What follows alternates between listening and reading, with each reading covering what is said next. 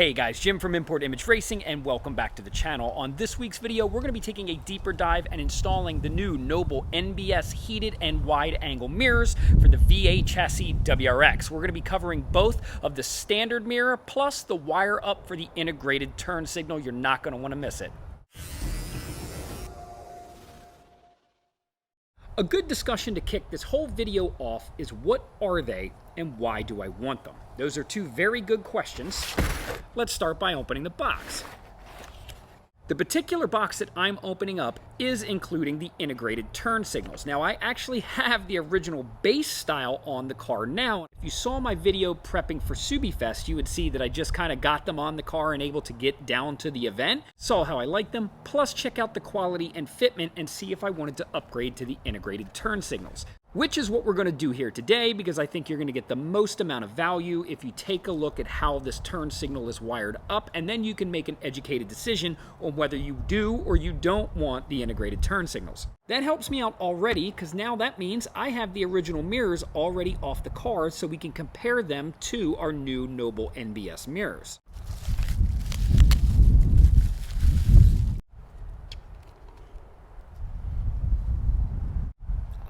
Yes, already looking pretty good. And the first thing you're going to notice right off the bat is most likely the color difference, not to mention the wide angle of the new mirror compared to the old mirror. The wide angle is just fantastic to get rid of a lot of blind spots that you might have already in the car.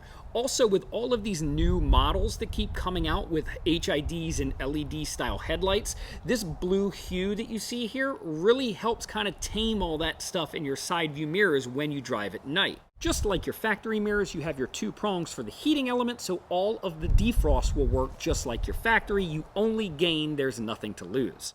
If you opt for the turn signal option, you will get these two leads that come out of the back of the mirror. Also in our box, we have additional wire leads that will go into wiring that up, and all of our little tiny clamps and clips to help us wire everything with no hassle.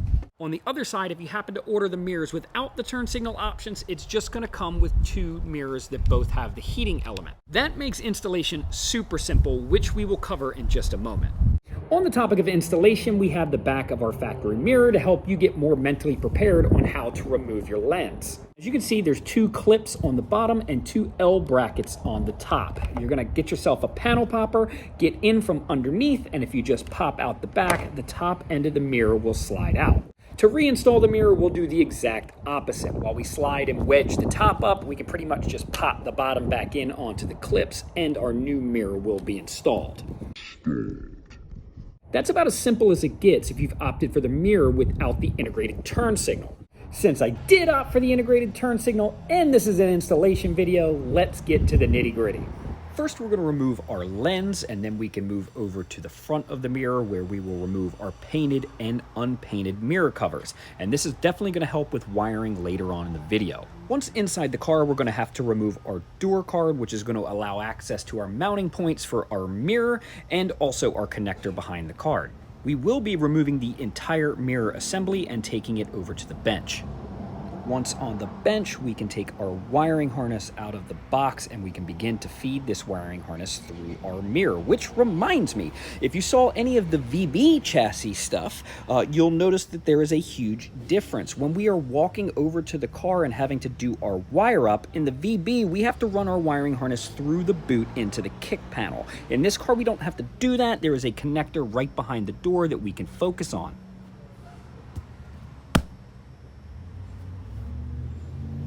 Once our mirror lens has been removed, we can focus on our heating element wires. Luckily for us, the polarity of these wires does not matter, so we can just pull them off of the prongs, not paying too close of attention on which side is which.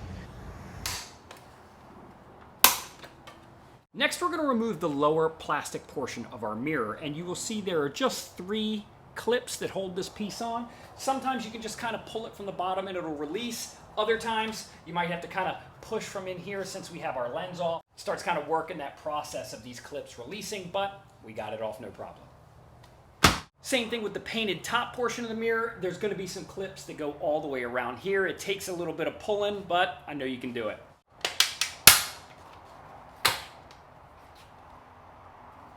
With the skin removed from our mirror cover, we can work on removing the inner door card to get this whole mirror cover assembly out. I find it much easier to remove our paneling when our mirror is still bolted to the car. If you wanted to get all this stuff out, then disassemble it, I guess you could do that as well. But knowing that these things can be kind of a pain, I like it hard mounted to the car before I start popping everything off. And the reason we're going to want to expose the back of the mirror is for ease of getting our wiring from the top all the way down to the bottom of the base. Now that we got that, let's remove the door card.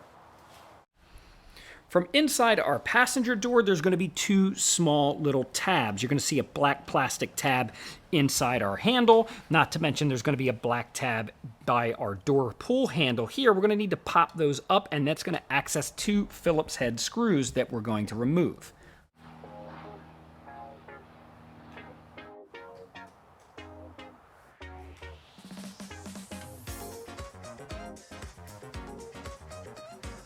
We now have both of our Phillips head screws removed. At this point, we can go around the perimeter of our door card and just kind of pull towards you, and it's going to release all of our plastic clips.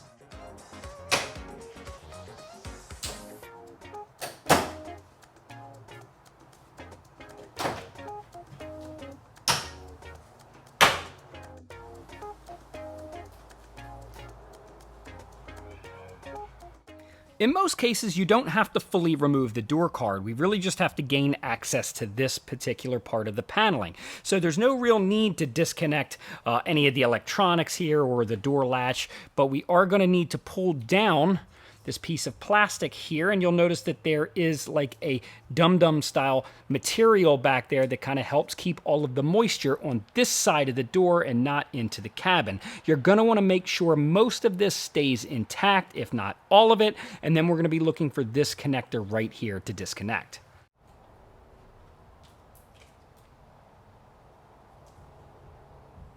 Our protective weather stripping has been moved out of place, and then in this small hole here, you will look up and see a 10mm bolt, and then in this oval oblong hole here, you can look up and see two 10mm bolts. See if I can get my light up in there, and there they are. You're going to remove all three of those pieces of hardware, then our mirror skeleton should pop off.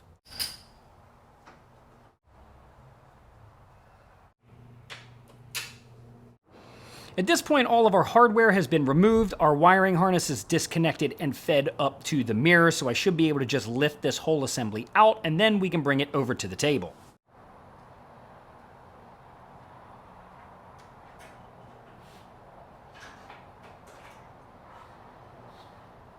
At the bottom of our mirror base, you're going to see that there is a rubber seal. We might have to pop this up just to kind of get in there behind it, and then on my particular application there is some weather stripping here, or basically some tape. I'm going to unwrap that tape in order to get the wiring harness from our weather stripping all the way up into the mirror housing.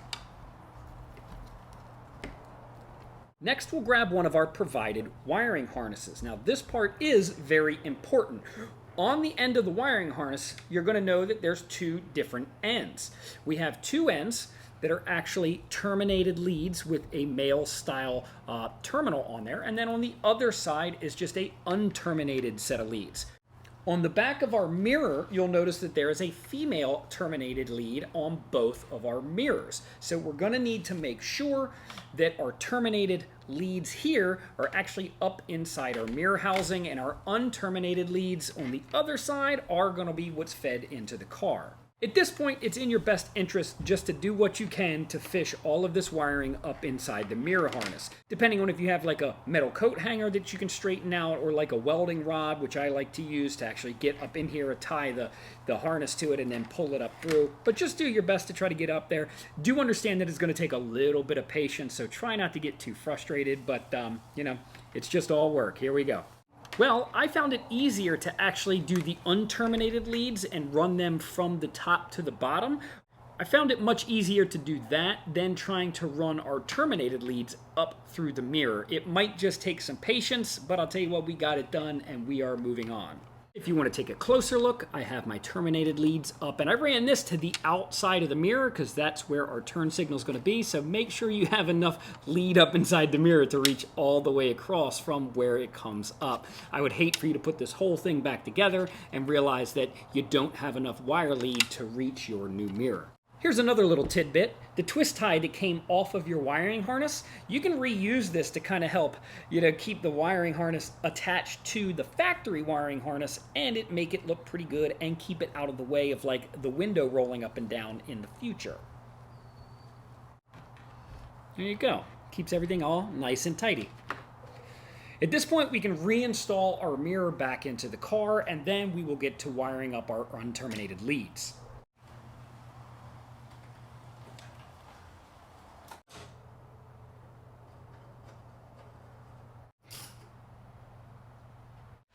Yay, we're at the wiring, everybody's favorite part, right? Whee! Yeah, that's probably why you're watching the video, because wiring seems to be everybody's Achilles heel. So we're going to try to break this down into some pretty simple steps for you guys. What we have here is the harness that is attached to the car, and what we have here is the harness that we have attached to our mirror, what we fed through the door. And we have our leads coming out for the ends. So let's get to wire colors and pin positions. In our harness that was provided, we're going to use the black as our ground, and our black and white is going to signify power. What we have is one of our new mirrors mocked up because we are going to test fit everything and make sure all of our wiring works before we button up all of this stuff just to find out we have a problem. Long story short, if you were lucky enough to have the turn signals in the side of the mirror, you are going to have a power and ground that comes off of your factory harness that's attached to that mirror. But if you're a base model like me, you don't have that. But what you do have is all of that wiring in the car still, just not from the mirror to the outside. So if you take a look at our car harness on the passenger side, it's going to be our two bottom pins that we're looking at. The black wire on the bottom is going to be our ground, and our gray wire is going to act as our positive. Now, when we flip over to the driver's side and do this, this particular connector is going to be flipped. So the two pin connectors that we're going to be looking for are now the top two, left and right.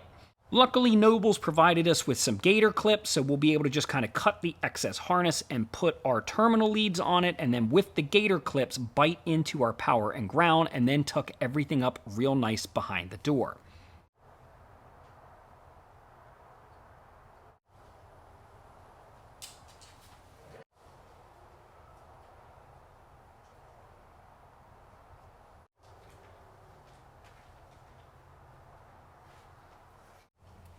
Here's what our wiring looks like all finished up on the passenger side. Like I said, you are looking for the black to black wire for the ground, and then our black and white is going to go to the gray, which is the bottom two pins on the passenger side. And once again, look at that. Yeah, we are all hooked up, ready to go. So at this point in time, we can put our door card and everything back together. Then we can set our mirror lens in for the final time, and then we can transfer this whole thing over to the driver's side.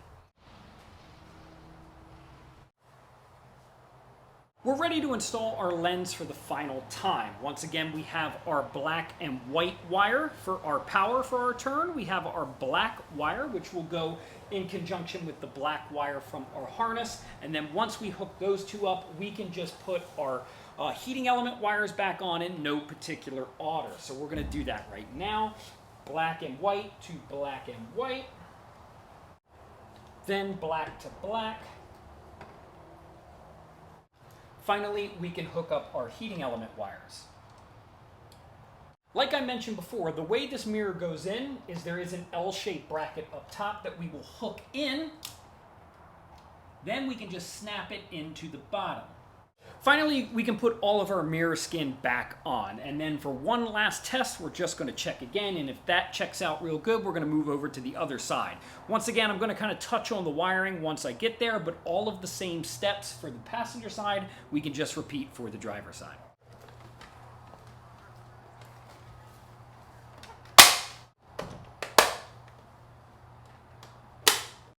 Our driver's side wiring is done. I just wanted to show you guys all of this so all of the information is there for you. Like I had mentioned, our pins on the other side were on the bottom, but because this connector is flipped on the driver's side, our pins are on the top.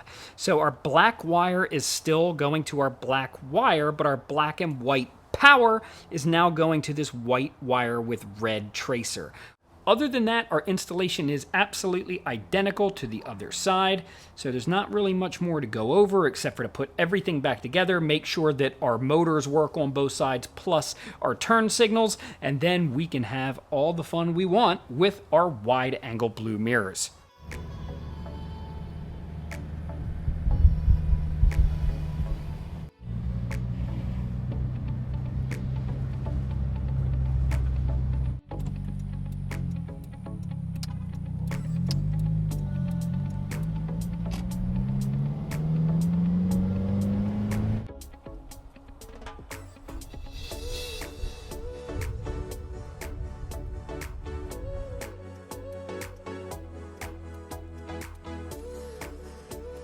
Well, that just about wraps it up for our video today. We took an in-depth look at the Noble NBS wide-angle heated mirrors for the V8 chassis WRX. I think these things are going to do a fantastic job, especially at night, switching lanes, anything like that where I'm going to need that little bit of extra vision. Plus, with all these HID and LED headlights coming out these days, it's going to be real nice to have those options. Plus, I think the addition of the turn signal thing is pretty cool. I like it, especially now since I took the time to hook it up. All in all, this job really wasn't that bad and was relatively easy to do start to finish, with the exception of actually removing the door cards in my opinion, which is probably the most intimidating part. This install was a pretty easy win.